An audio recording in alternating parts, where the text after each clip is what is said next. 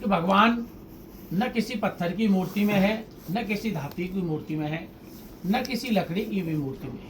अगर भगवान है तो वो किस में है? भगवान भाव में है।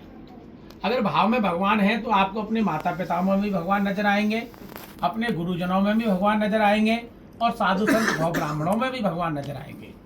अगर आपके भाव में भगवान नहीं है तो साक्षात नारायण आकर के क्यों नहीं ये कहे कि मैं नारायण हूँ, तब भी हम उनको मानने को और स्वीकार करने को तैयार नहीं होंगे।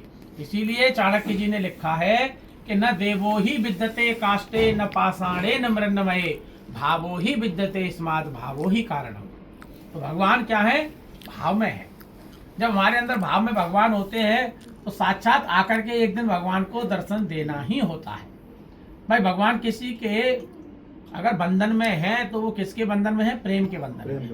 प्रेम प्यार के पाले पड़कर और प्रभु के नियम को बदलते देखा, और अपना मान भले ही चल जाए लेकिन भक्त के मान को न टलते देखा। तो भगवान ने कभी भक्त के मान को टलने नहीं दिया है। और प्रेम में वो क्या नहीं बने?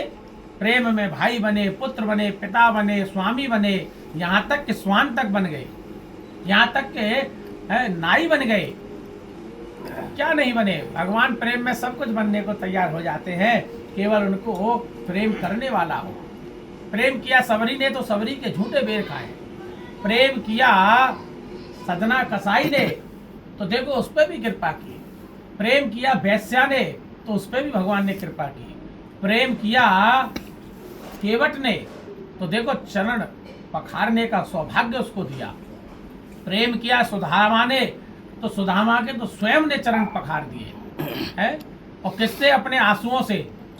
तो भगवान से प्रेम करने वाला हो, भगवान सब कुछ नौछावर कर देते हैं उसके लिए। प्रेम करने वाला सब कुछ नौछावर। देखिए तो प्रेम ही संसार में है, प्रेम जगत में है और कुछ नहीं है।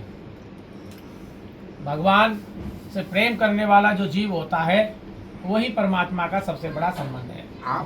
आपकी अगर आज्ञा हो जाए तो जी जी, क्यों नहीं, बोलो बोलो। उस समय महाभारत खत्म हो गया और पांडवों को राज तिलक हो गया। राज तिलक होने के बाद पांडवों ने ये सोचा कि भाई एक हम यज्ञ कर दें। जी। यज्ञ की स्थापना हो गई, लेकिन एक घंटा टांग दिया गेट पर कि ये जब यज्ञ पूरा हो जाएगा तो ये ऑटोमेटिक बजेगा। एक दिन हो गया नहीं बजा, 2 दिन हो गए नहीं बजा, 3 दिन हो गए नहीं बजा, 4 दिन हो गए नहीं बजा, मतलब 7 दिन हो गए लेकिन घंटा नहीं बजा।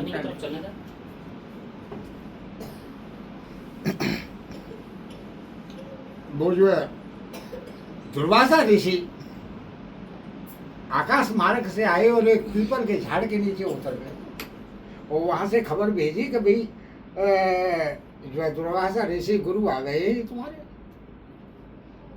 जी। धर्मपुत्र युधिष्ठिर ने नकुल को भेजा, भाई बाहर लेकर के जाओ और गुरु जी को लेकर के आओ। पहुंचे के महाराज आपके लिए ये बहाने, आप चलिए। क्या नहीं, मतलब इसी तरह से धर्मपुत्र युधिष्ठिर भी पहुंचे और भीम पहुंचा। तो भीम बोलो मैं बहाने को क्या करूंगा, वो बूढ़ो डो कराया हुआ तो कंधा पे धर लाऊंगा। जी जी जी। भीम जैसे ही पहुंचा तो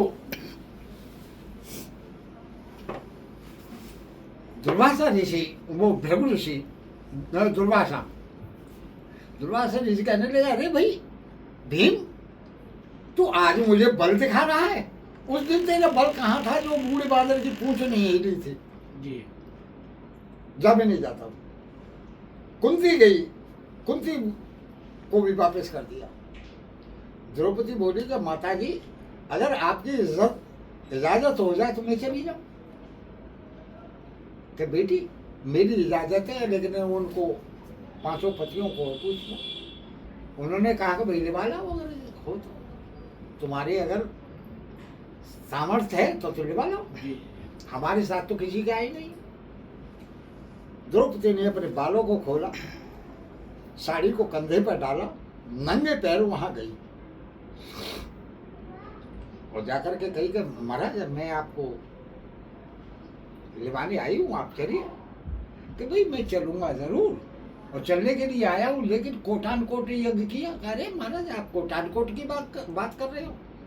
संत मिलन को चाहिए तज माया अभिमान, और जो पग आगे धरे कोटनी यज्ञ समान। तो हमारी तो कोटनी यज्ञ समान हो रही है, आप आपके चरण पर रहे हैं। जय हो।